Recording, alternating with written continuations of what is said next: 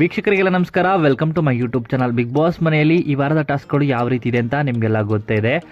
ಅದರಲ್ಲೂ ಕೂಡ big Boss ಮನೆಯಲ್ಲಿ ಎಲ್ಲ ಸ್ಪರ್ಧಿಗಳು ಟಾಪ್ 6 ಕಂಟೆಂಟರ್ಶಿಪ್ಗೆ ತುಂಬಾ ಪ್ರಯತ್ನ ಪಟ್ಟು ಟಾಸ್ಕ್ಗಳನ್ನ ಆಡ್ತಾ ಇದ್ದಾರೆ ಅಂತಲೇ ಹೇಳ್ಬೋದು.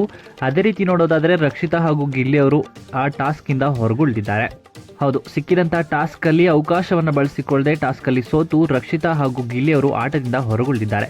ಇನ್ನು ಉಳಿದಂಥ ಸ್ಪರ್ಧಿಗಳಲ್ಲಿ ಧ್ರುವಂತ್ ಹಾಗೂ ರಾಶಿಕಾ ನಡುವೆ ಈಗ ಒಂದು ಪೈಪೋಟಿಯಾದ ಒಂದು ಟಾಸ್ಕ್ ಕೊಟ್ಟಿದ್ರು. ಅದರಲ್ಲಿ ರಘು ಅವರು ಗೆದ್ದು ಮತ್ತೊಂದು ಫೈನಲಿಸ್ಟ್ ಆಗಿ ಆಯ್ಕೆ ಆಗ್ತಾರಾ ಅಂತ ನೋಡಬೇಕಾಗಿದೆ. ಇನ್ನೊಂದು ಬದಿಯಲ್ಲಿ ನೋಡೋದಾದರೆ ಅಶ್ವಿನಿ ಹಾಗೂ ಧ್ರುವಂತ್ ಅವ್ರಿಗೂ ಕೂಡ ಸೇಮ್ ಒಂದು ಆಟವನ್ನು ಕೊಟ್ಟಿದ್ದಾರೆ. ಆದರೆ ಅವ್ರನ್ನ ಮಾತಿನ ಚಟಾಪಟಿಯಲ್ಲಿ ಕುಗ್ಗಿಸುವಂಥ ಪ್ರಯತ್ನ ಕೂಡ ಮಾಡಬಹುದು. ಅದರಲ್ಲೂ ರಾಶಿಕಾ ಮತ್ತು ರಘು ಅವರು ಈ ಟಾಸ್ಕ್ನ ಮಾಡಲೇಬೇಕಾಗಿರುತ್ತೆ.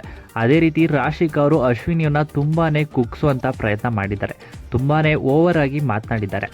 ನೀವು ಒಳ್ಳೆಯವರಂತೂ ಆಗಲ್ಲ, ನೀವು ಒಳ್ಳೆಯವ್ರ ಥರ ನಡ್ಸೋದು ಕೂಡ ಬೇಕಾಗಿಲ್ಲ ಅಂತ ಹೇಳ್ತಿದ್ದಾರೆ ರಾಶಿಕಾ ಅವರು. ತುಂಬಾ ಓವರಾಗಿ ಅಶ್ವಿನಿ ಅವರಿಗೆ ಅವಮಾನ ಮಾಡ್ತಾ ಕುಗ್ಗಿಸ್ತಾ ಇದ್ದಾರೆ ಅಂತಲೇ ಹೇಳ್ಬೋದು.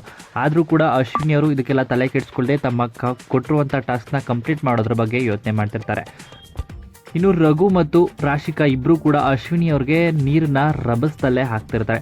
ತುಂಬಾ ಫೋರ್ಸ್ಫುಲಿ ಅವ್ರ ಮುಖಕ್ಕೆ ಹಾಕ್ತಿರುವಂಥ ಸಂದರ್ಭದಲ್ಲಿ ನೀರು ಸ್ವಲ್ಪ ಒಳಗಡೆ ಹೋಗಿದೆ ಅನ್ನೋ ಮಾಹಿತಿ ಇದೆ. ಆ ಕಾರಣದಿಂದಾಗಿ ಅಶ್ವಿನಿ ಅವರು ಹಾಸ್ಪಿಟಲೈಸ್ ಆಗಿದ್ದಾರೆ.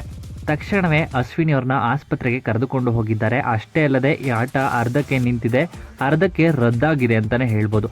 ಅಶ್ವಿನಿ ಅವರು ಆಸ್ಪತ್ರೆಗೆ ದಾಖಲಾಗಿರೋ ಕಾರಣದಿಂದ ಆಟ ಕೂಡ ನಿಂತಿದೆ. ಇನ್ನು ಈ ಇಬ್ಬರ ಪೈಕಿ ಒಬ್ಬರು ಟಾಸ್ಕನ್ನು ಕಂಪ್ಲೀಟ್ ಮಾಡಿ ಮೂರನೇ ಫೈನಲಿಸ್ಟ್ ಆಗಿ ಆಯ್ಕೆ ಆಗ್ತಾರೆ. ಹಾಗೆಯೇ ಉಳಿದಿರುವಂಥ ಸ್ಪರ್ಧಿಗಳಲ್ಲಿ ಇವತ್ತಿನ ಸಂಚಿಕೆಯಲ್ಲಿ ಒಬ್ಬರು ಮಿಡ್ ವೀಕ್ ಎಲಿಮಿನೇಷನ್ ಆಗುವಂಥ ಸಾಧ್ಯತೆ ಇದೆ. ಅಂದರೆ ನಾಳೆ ಎಪಿಸೋಡಲ್ಲಿ ಗೊತ್ತಾಗುತ್ತೆ ಅಂತಲೇ ಹೇಳ್ಬೋದು. ಇನ್ನು ಈ ವಿಡಿಯೋ ಇಷ್ಟ ಆಯಿತು ಅಂದರೆ ವಿಡಿಯೋಗೆ ಲೈಕ್ ಮಾಡಿ. ಬಿಗ್ ಬಾಸ್ ಕನ್ನಡ ಸೀಸನ್ 12 ಮತ್ತಷ್ಟು ಹೆಚ್ಚಿನ ವಿಡಿಯೋಗಳಿಗಾಗಿ ನಮ್ಮ ಚಾನಲ್ಗೆ ಸಬ್ಸ್ಕ್ರೈಬ್ ಮಾಡಿ. ರಾಶಿಕಾ ಅಥವಾ ಅಶ್ವಿನಿ ಅಂತ ಬಂದರೆ ನೀವು ಯಾರನ್ನು ಸಪೋರ್ಟ್ ಮಾಡ್ತೀರಾ ಅಂತ ನಿಮ್ಮ ಅನಿಸಿಕೆಯನ್ನು ಕಮೆಂಟ್ ಮೂಲಕ ಕಮೆಂಟ್ ಮಾಡಿ ತಿಳಿಸಿ.